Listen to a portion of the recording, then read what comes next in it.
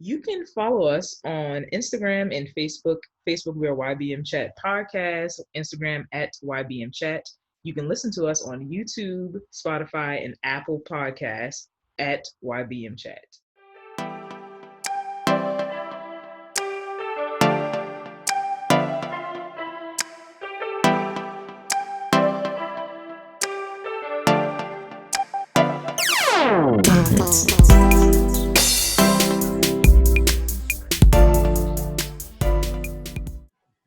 Hey, it's Dashia D. Hey, it's Cassondra. Hey, y'all, it's Tre'Dub. It's your girl, LadiiNova. And we are YBM Chat. young Black millennials offering you fresh new take you didn't know you needed. Boy, yeah. All right, so let's go ahead. Listen, he got the energy today. Let's go ahead and get the trash out the way. I am tired of this Meg Thee Stallion and Tory Lane situation. He then went live and talked about it, but talked about nothing at the same time. So there was no point in him going live. They never gave an answer to what happened. And he's still saying that he's still friends with her, which baffling because she's claiming that you shot her. Why are you fighting to be friends with her? It makes absolutely no sense. So I just want that whole thing to be dead and over with. If y'all gonna send him off, send him off. If you're gonna cancel him, cancel him. I don't care. I ain't listened to his music in like 2 years. So I've never liked any of his music.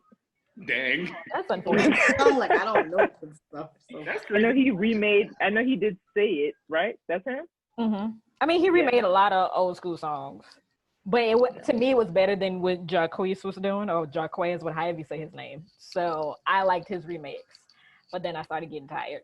So it is what it is with that. So I hope Meg Thee Stallion and everybody else in the situation finds peace to just let this whole thing die out and just move on.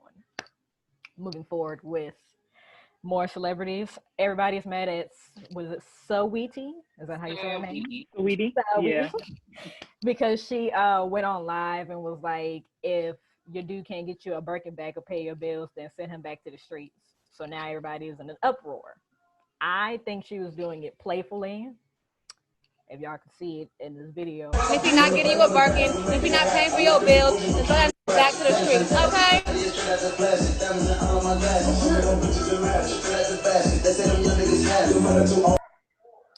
Mind you, it's on his live, so I just feel like she just popped in there just to joke around or whatever. Mm-hmm. And then she does have a song out now with Jhené Aiko called Back to the Streets. So I don't know why people was taking this seriously, because I think it was like a promo and something just to have fun, because clearly he came in there and was like, whatever. So do y'all think she was putting too much on the whole relationship status, or no? I don't think so at all. I mean, like, I listen to her music, and so, like, it's crazy because aside from the situation, Quavo looks exactly like my brother. But back to the point. But I don't think, like, from seeing the video, it just seemed like you said, she just popped in there, said a joke. We've all said something like that, similar to that, you know. And of course, obviously, we can't afford a dang on Birkin bag. But yeah, I really didn't take it as it being a big deal. Like, she just said a joke, or to me, I took it as a joke. You know, just to move on, move forward. She just hopped in the live and said, "Hey, take it back to the street if he can't pay your bills." So I wonder if guys are upset because that seems to be the trend lately for new female rappers. So you have City Girls with a baguette, then you got Cash Doll, Ice Me Out, and now you have her saying, "If he, what is it called, Back to the Street?" Yeah.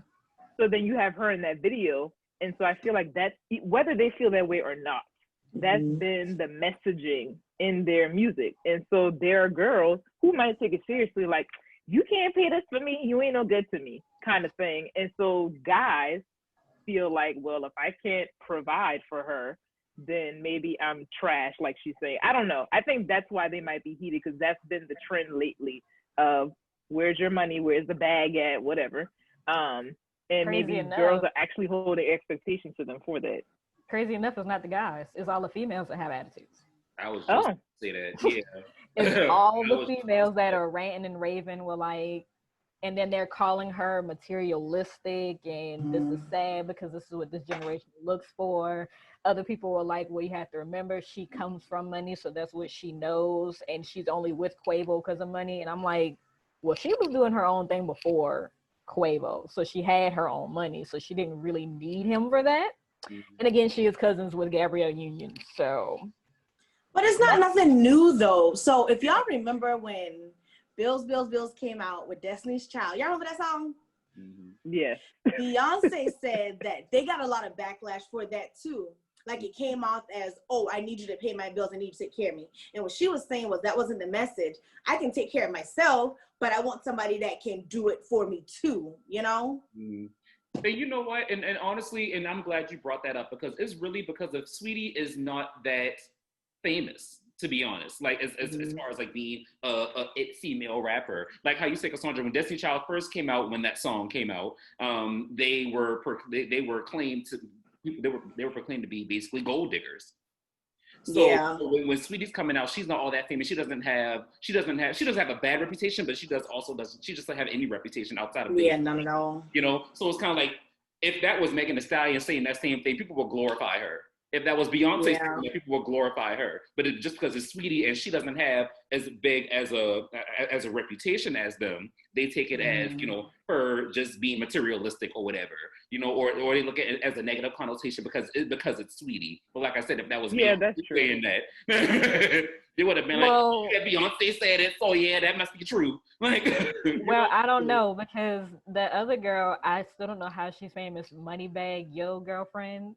She just has like a cabbage patch. I barely know who he is, so. He looks like Bart Simpson or something off The Simpsons. But the girl he's dating, I think her name was like Ari Fletcher. I've seen her name everywhere. Had no idea who she is, but she's got that stuff for He's the doing one that has what? The Bart Simpson neck? That's him? Him. Okay. I don't know any of his songs.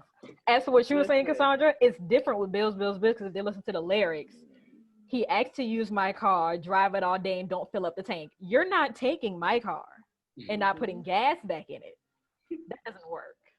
Love my daddy, but he don't do that to me either. I disagree with Trey. I think that there are people who just want to be mad just to be mad. Saweetie's not as famous. They might be jealous that she's with Quavo and they want him. Yeah. But at the end of the day, I mean, hip hop in general, they glorify money and buying cars and houses and jewelry and living a life of luxury. She's not saying anything different from what everyone else is saying in their music. So they're just salty just to be salty. And how I feel like the other people were saying, maybe she just meant if he can't do for you, don't be with him. Because there's a lot of y'all females out here that can barely get $20 to get lunch, but he's still in the house with you, still eating up all your kids' snack packs and Capri Suns and whatnot. Kid stuff.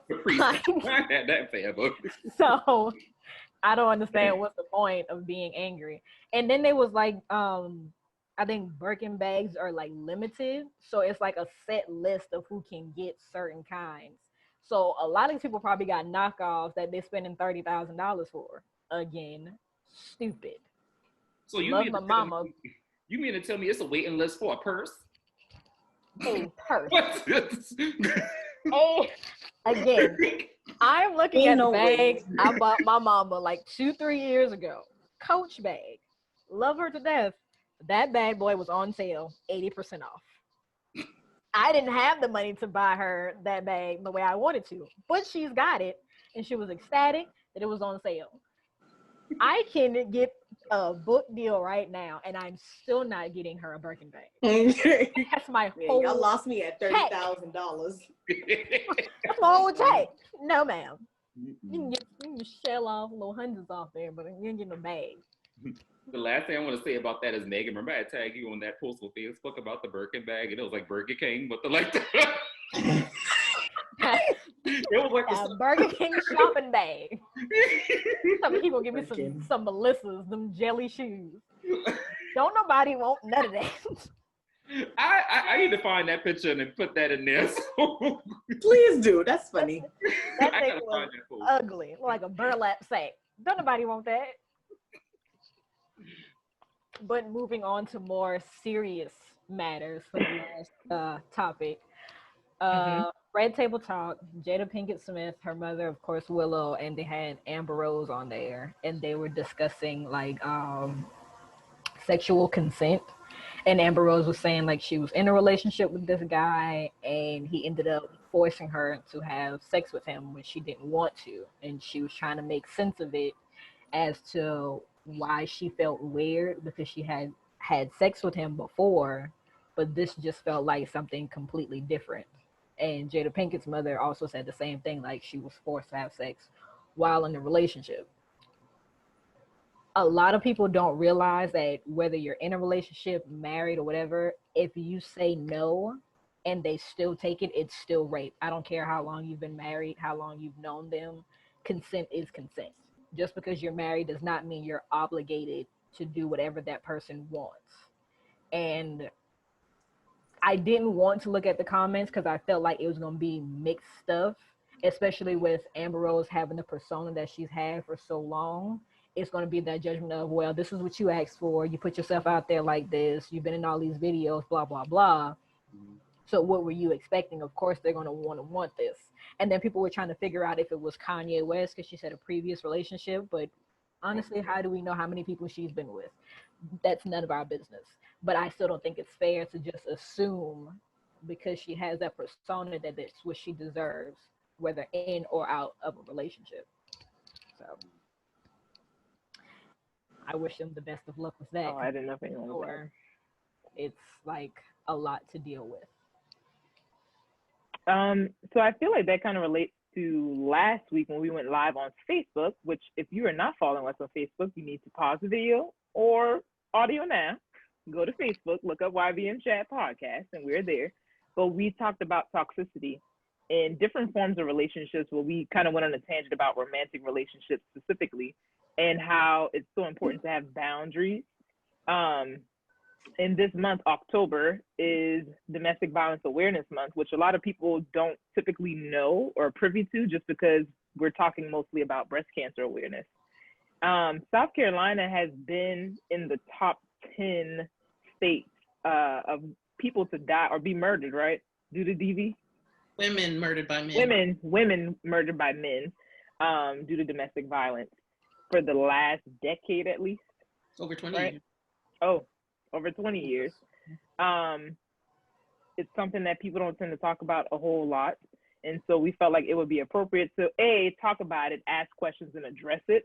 And so we have brought a social worker, a licensed clinical social worker, excuse me. You probably see all of her credentials at the bottom. She is from Charleston, South Carolina. Her name is Damitra Hilton.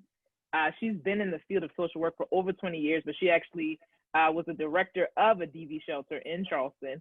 And you worked there for about 20 years as well, right? Yeah. Yeah. And right now she's working as a middle school clinician, and she just got licensed recently this year. And her most important job is being a mother to me and my sister. So welcome, Damitra Hilton. It's weird saying your name. You're the clapper. All right. You want maracas? A cowbell. I get the maracas. Oh, I got one. No. So I guess my first question to you would be, what led you to working for My Sister's House? I should have said that, My Sister's House. Well, initially, fresh out of college, many, many years ago, I felt like I wanted to work with children, and I worked at an emergency shelter for children that were just taken from the home due to abuse or neglect. And I found myself not being able to separate it, and I was taking it home. So I decided that if I was able to help the moms of those children, I would then still be helping the children. And so that's what made me switch to the domestic violence shelter at the time. And lo and behold, I am back working with children again. Yes. Okay, so anyone is free to go. Okay, cool. So I guess the very first question, and I know it may seem, redundant. Can you explain what domestic violence is anyway? So domestic violence is abuse against an intimate partner in a relationship. And there are many different forms. The one that people tend to be more aware of is physical abuse. Mm-hmm. That's punching, hitting, spitting, kicking, barricading, isolating in a room.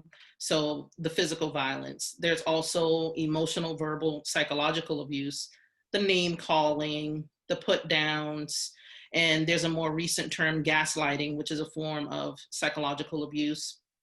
That is where the abuser in a relationship tries to make the victim question if they're even being abused or if it's all in their mind. There's also financial abuse. Some victims do not have access to bank accounts. Their paychecks go directly into a joint account, which they don't have access to. So they may have to ask the abuser for, you know, a stipend, is what I call it, to get personal belongings. There is also sexual abuse and coercion, which is often not talked about. So any forcing to have sex, even if that's coercion, like, please come on, you're my wife, you're my girlfriend, it's been this long, it's all coercion. And LadiiNova at the beginning was talking about marital rape, and actually in South Carolina, where I'm from, marital rape was not, there was not a law against marital rape until the 90s. So that's when it actually became illegal. There's also technological abuse that also isn't talked about enough. Abusers will put GPS trackers so that they can monitor where the victim is and where they're going, put software on their computers so that they're able to read email communications. So all of those forms of different abuses. Wow. Can it also be within family as well, or just intimate? So if it's domestic abuse or intimate partner violence, it's just the intimate partner, as far as how the law sees it. So if it's an aunt or an uncle, as long as it's intimate partner within the household. Oh. So I have a question. So where, I guess in your experience, how does an abuser become an abuser? Like, where does that stem from, do you think? So a few things is happening with that. The abuser enjoys the power and control that they have over the victim. Mm-hmm. They feel as though they're entitled to it, to have that power and control. It may be learned behavior. It may be that they saw that growing up and they feel as though, well, when I saw that growing up, that person often got their way. I want to get my way, you know, in a child's mind. So kind of mimicking that behavior. And also, most importantly, the abuser needs to believe that he can get sorry, didn't mean to say he. Whenever I've worked with domestic violence survivors, 90 some odd % of them were female, but the abuser also needs to believe that they can get away with it, that there won't be a consequence. That's a huge part of it. And the fact that you said that most of your cases were females, I believe my parents took a class some years ago, and it was always said that no matter what, that they would take the side of the female. Do you feel like that's right, since there are men that go through it as well, or at least more so now? So who would take the side of the? I guess they were saying, like, the law enforcement, that they would always believe the female over the male, regardless of said situation. So 1 in 4 women and 1 in 9 men. So by far more women have been victims of domestic abuse. I feel like police officers now are, okay, years ago, there was a lot of in my state, dual arrest. So both parties go to jail. I feel like there's definitely more of a push now to really investigate and get to the bottom of who is the aggressor in the situation. So I feel like we're getting away from that, and we're realizing more that men can be victims as well.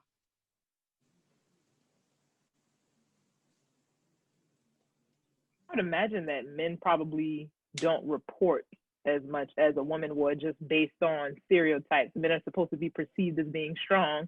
And I guess in the eyes of society, if you're allowing a woman to hit you or belittle you, then you're less of a man. Yes, it's certainly underreported for men. It's underreported for women as well. I can remember in part of my advocacy for domestic violence survivors over that time span, one position that I had was being a court advocate. And I can remember going to court with men, and with women, they were typically really happy to see you there as an advocate. With the men, it was almost like this bravado, like, I'm glad you're here, but, you know, I have this. So that, you know, stereotype, like you said. Mm-hmm.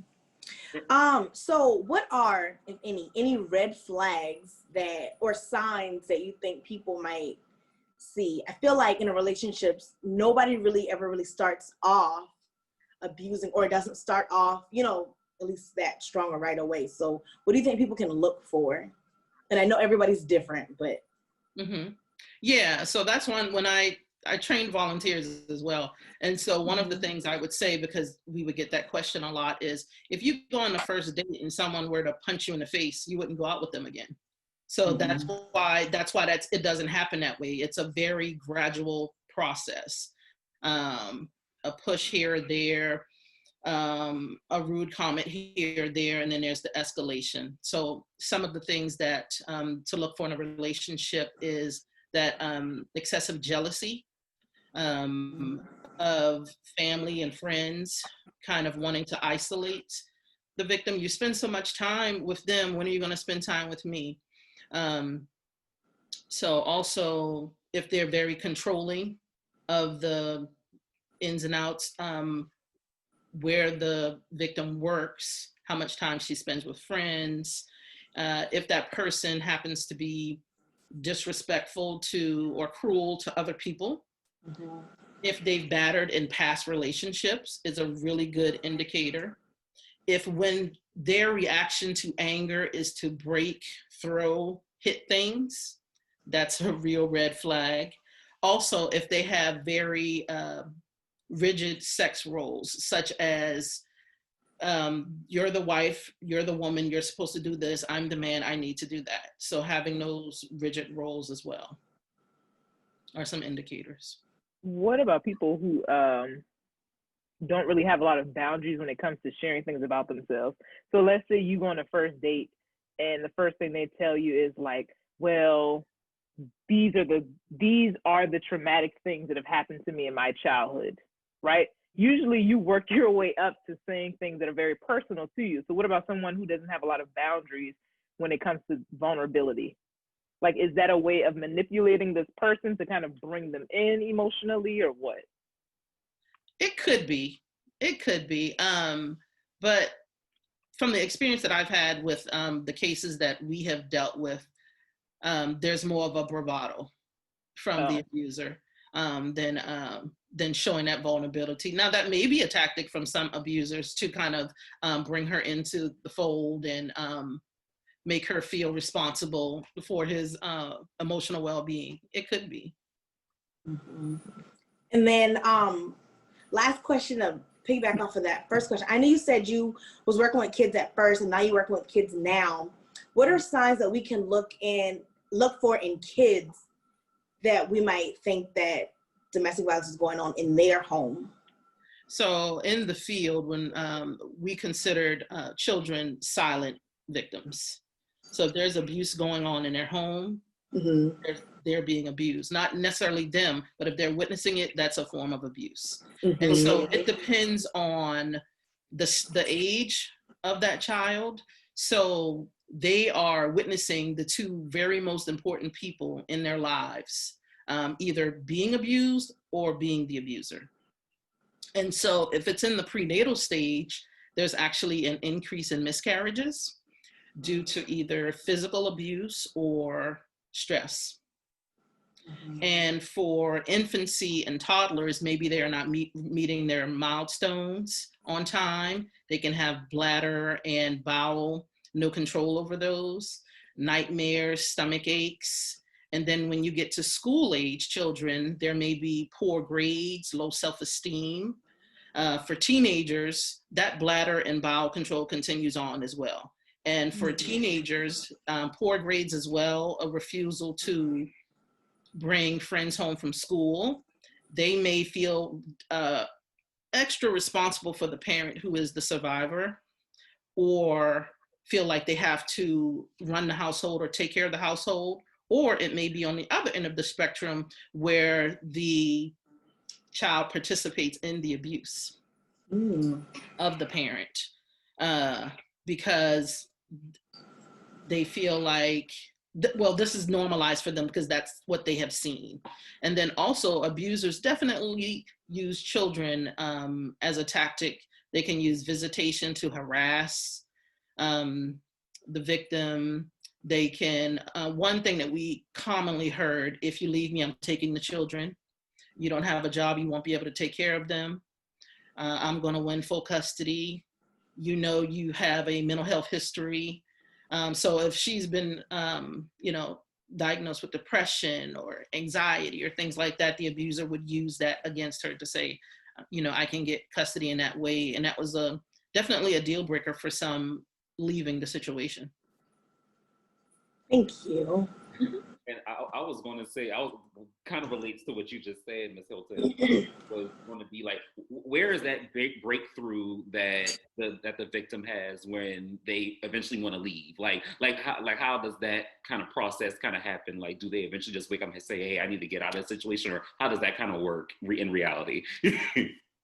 Right. So it's definitely going to have to be a long road, and it's a decision that they will personally make. So a lot of family members will sometimes try to drive that home. You got to get out of here. You got to get out of here.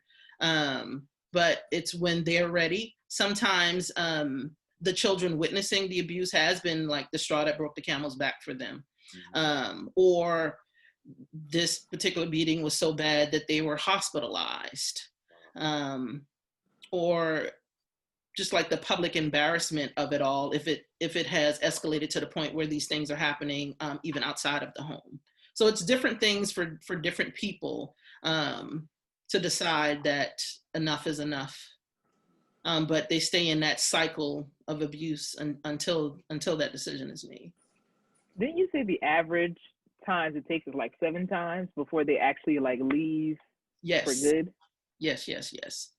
Yes, the average time is 7 that they'll leave and return before they decide that they're not going back. So, sorry, Cassondra. I was telling them earlier, the first thing my landlord told me was that if we have neighbors or myself was in a domestic situation, that it would automatically, like by the second time, it'll be an automatic put out for everyone in that situation. Do you think that is something that is fair to do? Or because, like you said, they keep coming back, it'll be like a repetitive thing and it could be a risk to other people that live there? Or should there be like another system to help those people out without just putting them and the kids on the street? Yeah, I definitely do not think that that's fair. And that's actually a tactic of the abuser, especially if she has separated from him and say she's getting her new place together. To the ability to be able to get her evicted is plan number 1. And plan number 2 is typically, we've had abusers threaten to send nude pictures of them to their place of employment so that the humiliation will make them quit, because if they don't have a job and they don't have a place to live, only place you can come is so that's definitely a tactic. I definitely do not think it's fair. There are rights for survivors, but I've definitely seen many evicted, many lose their jobs behind those tactics, even though those laws are in place. Kind of piggybacking off of that, is it true that, so let's say my next door neighbor, I hear commotion going on, right? And I call the cops come and witness that there are kids there, and a CPS or DCS report is filed. Is that mandatory that that's filed? Yeah, they're mandated reporters. So, and see, I feel like that's re-victimizing the survivor. because she's not the one. He's hitting, or I know I keep going the he thing. In this scenario, this man is hitting this woman and she has no control over that. Or if her kids happen to walk in or whatever the case may be. Right, I completely agree with you. But I can say if survivors do decide to go with a family member, go to a domestic violence shelter, domestic violence shelters will not contact law enforcement like, oh, someone called us, there was a DV situation at home, because the way that the shelters view it is this person is seeking help for themselves and their children. They're removing themselves from that situation. So, and a lot of times we've had DSS, when they have stepped in, let's say, really stress that the shelter may be an option if they want to keep custody of their children, which I don't think that's fair either, but we've certainly had that. One of the biggest questions that pretty much everybody's always had in domestic violence situations, why do people stay? Oh, why do people stay? Yeah. So one of the main reasons is they're in love with the individual. Like, remember when I said if it was the first date and he were to punch her in the face, that then she wouldn't continue? Then, so like I said, it's a gradual process. The abuser waits until this person's moved in, we're married, we have children, before more aggressive abuses occur. It may be that the survivor fears the abuser. The most dangerous time, as you all may know, the most dangerous time for a survivor is when she has left the relationship. So the level of that it may turn to a fatality increases significantly. So that fear. Also, there is the economics. Maybe the abuser has made her lose her job during the constant calling of the business, showing up, causing a scene on the job. So she's now financially dependent on the abuser. Children, again, are another huge factor. I've certainly had a number of survivors tell me that, but I have male children and it takes a man to raise a man. Well, my children need a father. What will happen to them if not? Religion certainly plays a part at times. There may also be learned helplessness, feeling like they can't get out of that situation. So all of those can be factors. And also it can also be embarrassing. 9 times out of 10, the family has consistently said, you need to leave him, you need to get out of there, you need to stop this. And so to say, you know what, you were right. And as humans, unfortunately, we're usually readily to say the I told you so's, which no one wants to hear. So also that embarrassment can sometimes keep them in that situation. So we're all using the scenario of he, she, and with this state, I want to know what is the law for same-sex couples, because when I looked up some of the laws, it was always it was considered domestic violence with an opposite sex, and that was kind of like the end all be all. And then I looked on another site where it said that there were more people within the LGBT community that had more cases of domestic violence, but after a while it kind of like trailed off from being reported. So what do you think our, like, South Carolina's laws are going at towards same-sex domestic violence? Right. So when I started my career with domestic violence the 20 years ago, for example, orders of protections are a route that some survivors can take to get that restraint so that the abuser cannot come in proximity of them, order of protection. And in South Carolina, you could file against, and it just would say an intimate partner. And the law was specifically changed, I believe, my personal beliefs, so that the LGBTQ community could not file. The language was specifically changed to male and female living together. That was in the early 2000s, male and females living together. So they could not pursue an order of protection, and the law did not protect them. They could file a restraining order, but not an order of protection, which an order of protection, there are a lot more remedies included besides the restraint in one of those. But Charleston does allow now marriages. So I believe that those laws will trickle down and change to be inclusive of the LGBTQ community, which I'm happy about. Yeah, that when I saw the statistics on it, I wish I didn't. Okay, I didn't close it. They were saying like it's 43.8% of lesbian women and 61.1% of bisexual women that have experienced rape, physical violence, or stalking by intimate partner, as opposed to 35% of heterosexual women. So I know a lot of people are not open-minded and want to realize that all of these different type of relationships happen, but that doesn't mean that as people, they still shouldn't be protected because they're choosing to be with the person that they're with. So I found that interesting that, like, specifically, I looked up South Carolina, North Carolina, and Texas. And North Carolina and South Carolina made it specific of opposite sex. Texas, it just said intimate partner, and that was the end all be all for them. Mm-hmm. Yeah, I completely agree. I completely agree with you. It's certainly underreported. I can say that we shelter-based programs did accept lesbian women into our program, and men are also accepted into DV programs as well. So with shelters, how do you guys I guess stop the abuser from coming there? How does that work?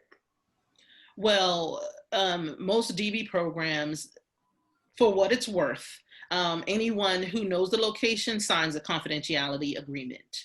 Whether that's law enforcement, whether that's a plumber for maintenance, and the survivors and the staff. They sign a confidentiality agreement. And then once they're in shelter, they explain the importance of it, the safety of it, even to children, because they can certainly tell someone where we're located as well. And them being in that situation, and then a lot of them, as you can imagine, going through the same thing at the same time, that's traumatic in life, they get bonds and friendships. And so they don't want to tell anyone because they remember how they felt coming in. So it actually hasn't been that much of an issue of the location being disclosed. How long are they allowed to stay? So it varies. Some DV shelters are, well, I would say most are 60 days, some are 90 days. And then there's extensions for certain circumstances as well. And is that where they get a chance to like kind of rebuild themselves within that time to move forward? Is like a program within it for them to move forward? Yes, so most DV programs will have counselors on staff. Some even have attorneys on staff to help you with like order protections, divorce, things like that. There's counseling for children as well. Some of them have housing coordinators that will help with finding new independent housing. Some of them have employment specialists to help with gaining employment. So yes, it is a place for them to kind of restart. But that's not a lot of time to restart. That's why they do grant extensions. Have you ever experienced anybody like that had to go back after they were in the shelter, or? Yes, certainly. Some survivors decide to go back. The abuser has promised that he has changed, that he has seen the error of his ways, he wants his family back. So what I tried to practice, even as a court advocate, going to court with some and pursuing an order of protection, I've had a few less that would come back and decide to decline the order of protection. And if that's what they want to do, I help with that as well. If they want to pursue the order of protection, if they want to drop the order of protection, I would assist with both. And the reason why I did that is because chances are they would be back. And if they come back, I want them to feel comfortable with coming to me. So if they came to drop it and I was like, what are you doing? What are you thinking? What about what he did to you? What's the chances that when she does need me again, because statistically it shows that she will, that she will come back and feel okay with talking to me. So whether they want to pursue it or drop it, I would still help. And we would do the same thing at the shelter. So if someone decided they were returning to the abuser, then they returned.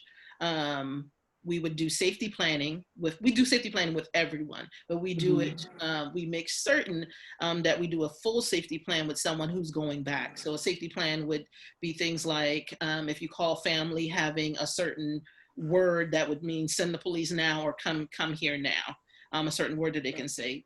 Don't go into, if he's assaulting you, try to not let him barricade you or push you into the bathroom or the kitchen, because there's just a lot of hard surfaces and weapons in those areas. Having an escape plan, making sure that any records that she'll need, she's putting those aside, like her social security card, things like that. So we make sure that we do an extensive safety plan, a personal safety plan to them. But yes, they certainly do go back, like Dashia said, up to 7 times, sometimes more. So it's definitely a cycle. And so just to quickly talk to you about the cycle of domestic violence, there is this tension, this buildup, and a lot of survivors would say, that's when I walk on eggshells. I know it's coming, but I don't know when. So it's this tension period, then it goes into the actual act of abuse. And then right after that, into the honeymoon, the calm phase, the baby, I won't do it again. Please come back. So that cycle over and over again is where they get stuck. So as if you are a family member or a friend of someone that you think may be experiencing domestic violence, I would say to do your research on DV, listen to this podcast, make sure that let them know that they're not alone, and listen to them. Let them know about resources in the community so that they can feel like, well maybe if I leave, I do have a chance, because there are resources. The trying to convince her that he's crazy, to use that term that some people use, is giving him an out, actually, because you have to remember that this individual is in love with that person. So if you say that, they're trying to keep the relationship going, they're in love. Anything that I can do to fix it, I'm going to do. So, if he's crazy, then that means he just needs medication. He doesn't really want to do this to me. So if we just get him that help, then everything will be okay. So, so being a listening ear, letting them know about the resources, letting them know that they're not alone, and that they will have support would be the best thing to do. So I know my sister, I was going to ask you that, but you already answered it. Oh. So I know my sister's house is one of the options in South Carolina specifically. Yes. How would people be able to find a shelter or something near them? Because not everyone that listens to us lives in South Carolina. Well, I'd say the best number to call is the National Domestic Violence Hotline, okay, which is 1-800-799-SAFE. 1-800-799-SAFE. But we'll probably put it in the description box. Okay. But there are about 22 to 23 domestic violence shelters in South Carolina, but they're across, across the United States. If you wanted to get access, call the National DV Hotline. I know for a fact there's one in Florence. When I did my internship in school, I did one. It's called the Naomi Project. Oh, okay. And that was kind of cool because she let women stay for up to a year, but in that year, like you had to have a job, and you had to have pretty much like showing, I don't want to say improvement, but like you have to show that, you are working toward, getting out of the situation and getting your own place. And then she did allow children as well. So. Mm-hmm. Yeah, most DV shelters do accept children, but that's phenomenal that they allowed them to stay for a year. Were they full a lot? Yeah, so she had 5 rooms and up to 5 women could stay there, and and it was this giant house. So I mean, it was really, really nice. Yeah, I think that's great. The only downside to that is those shelters are often full. So if it's an emergency shelter, you're having people calling you and they're fleeing their house. The chances that you'll have space if you keep survivors for a year lessen. That's I didn't think about that. Yeah. So do friends or family members get a chance to come to you all and ask what they should do in those situations? If they have somebody that's going through domestic violence, do you guys offer them like advice on how to deal with that? So they're not allowed at the shelter. Is that what you meant? Location? Not the shelter, but just to come to speak to someone about that situation. Typically with family, we could do phone conversations. We would have phone conversations with family. And we get a lot of those from aunts and uncles, moms and dads, and we would counsel them over the phone on steps that they could do, things that they could do. I have one last question. Okay. So I guess you personally, and I know you've heard a lot of stories from the worst to the even worser. So like, how do you separate yourself from, you know, your actual feelings from the actual situation, if that makes sense? So me personally, I have found, remember I told you the story in the beginning, when I work with children, I couldn't separate. So I have found that with working with the adults in order to help the children, I was able to separate. I was able to clock out when I clocked out and, you know, have my separate home life with my husband and my children. But there's certainly stories that are really bad that kind of stick with you. Yeah. Yeah. So, but just like anybody in the field, you do have to learn to separate that, and you learn to do that more and more over time. Just know that you've done your best while you were there. You've gave it your all, and just kind of leave it there. It's ultimately their decision. So, one thing that I did want to say is there are many excuses that people give for domestic violence. And I wanted to say that no matter the abuser's culture, genetics, alcohol or substance use, finances, stressors, you name it, abuse is a choice. That person is deciding to abuse. It's a choice. It's not, none of those other things cause it. It can be correlated, but it's not caused by it. So just keeping that in mind, because I know many survivors talk about trying to rationalize in their head how to make the abuser better, how to make it okay, how to fix the situation. So all of those can be correlated, but none of them cause it. It's a choice. And I have one last question. I'm sorry. I know you were talking about like people rationalize stuff. And I know a lot of the times people rationalize it if they're doing it to each other. Is that still domestic violence if, you know, the woman's not getting, you know, beat on or anything because she's fighting back, you know? So do you mean fighting back or do you mean co-combative? Co-combative, like they're doing it to each other. Yeah, so no, that wouldn't be, that would be assault. That would be, yes, they're committing domestic violence on each other. There would be a dual arrest. Okay. And in those situations, that's not, so if someone were to call a shelter saying, and we've had that where someone has called the shelter and said, I hit him because he came home late and then he pushed me and then this happened. If that's the case, that's not someone that would necessarily be accepted into the shelter. But, but you have to kind of, there has to be a balance because some abusers will use that tactic. So in self-defense, if the victim is trying to get away from him, trying to protect herself, the abuser can have like one, I've seen this in court, the abuser can have one scratch here and the victim standing next to me is black and blue, 2 black eyes, busted lip, you know, face black and blue, and the abuser's showing the judge the scratch on the side of his face. Like, look what she did to me. So you have to be careful on, is that what's going on? Was she defending herself? But if it was truly co-combative, then no. There's not, there would be a dual arrest in that case. Thank you. Okay, well, I feel like I've learned even more than I already learned through, you know, your time there. So hopefully everyone else did as well. We will likely put the hotline number in the description box just in case. And other than that, hope you got something from this. Join us every Monday. Like, comment, subscribe, and gas us up.